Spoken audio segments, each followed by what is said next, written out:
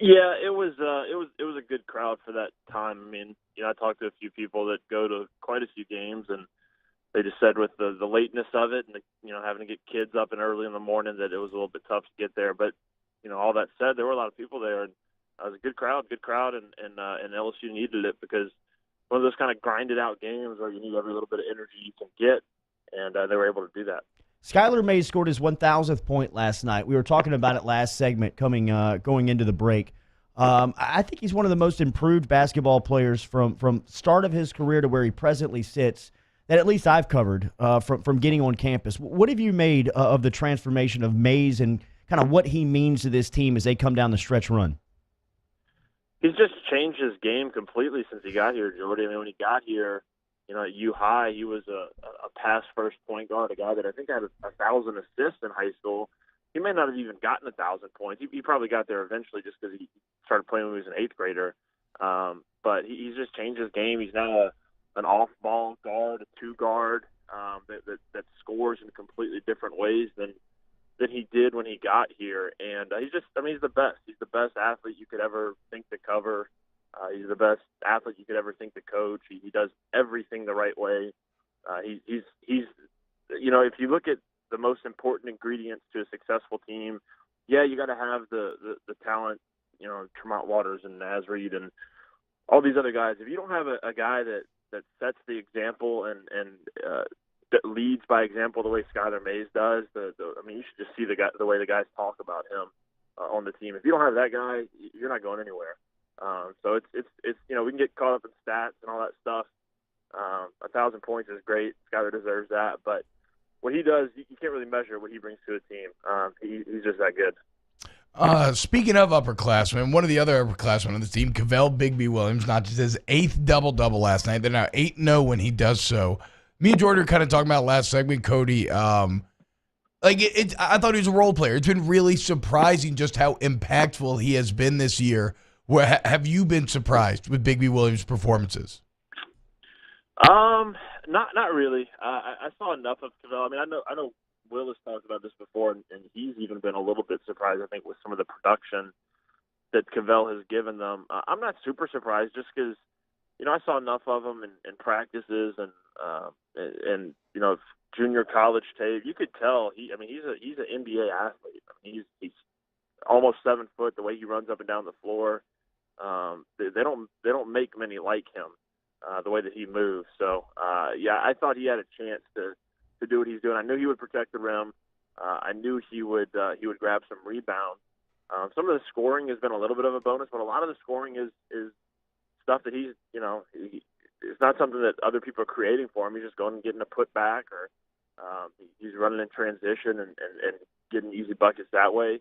He's kind of the perfect 5-man to play with. Like, if I could draw up a 5-man to play with, a guy that protects the rim and covers me when I get beat on defense, and then a guy who cleans up my misses on offense and doesn't need the ball a whole lot to be successful. I mean, that's the perfect guy to play with. So yeah.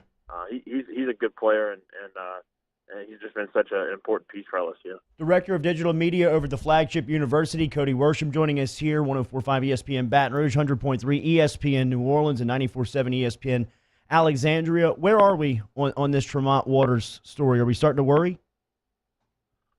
I wouldn't be worried, especially since he was out there last night with his team engaged in the huddles. I mean, I was going through some pictures last night for the story that I wrote, and just kind of flipping through the album, and saw a bunch of pictures of him smiling, and a bunch of pictures of him with his arms around teammates coaching them up. I wouldn't be worried at all. I mean, I think the fact that he's out there, the fact that Will said after the game last night that if they really wanted to, they could have played him, but he hadn't had the preparation time.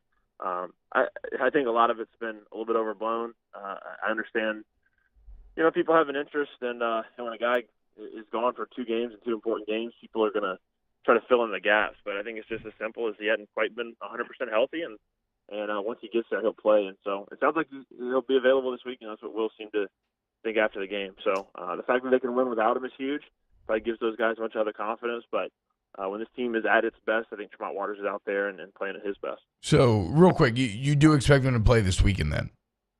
That's what Will Wade said after the game. I mean, I'm just kind of repeating what he said. He said, I don't remember the exact quote, so I'm paraphrasing a little bit, but he said he could have played last night, just wasn't quite 100%, and he hadn't practiced, and so that wouldn't have been fair to him or the team, but that he thinks he'll be ready to go for Alabama.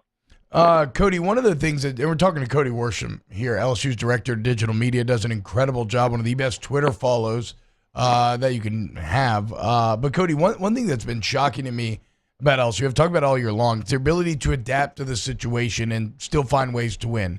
They've won games in which they've shot like 38%, 35%. What was last night, 33 or 34? 34%. 34 on the night. How are they able to still have success when shots aren't falling? Well, we'll talk a little bit about this after the game as well. This is the way that he won some games at VCU, especially his last season.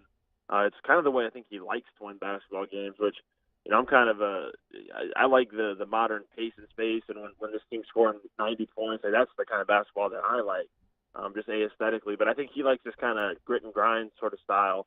And the reason they can do that is because they do some things pretty consistently that are fundamental to winning. So one, they just get to the free throw line a ton.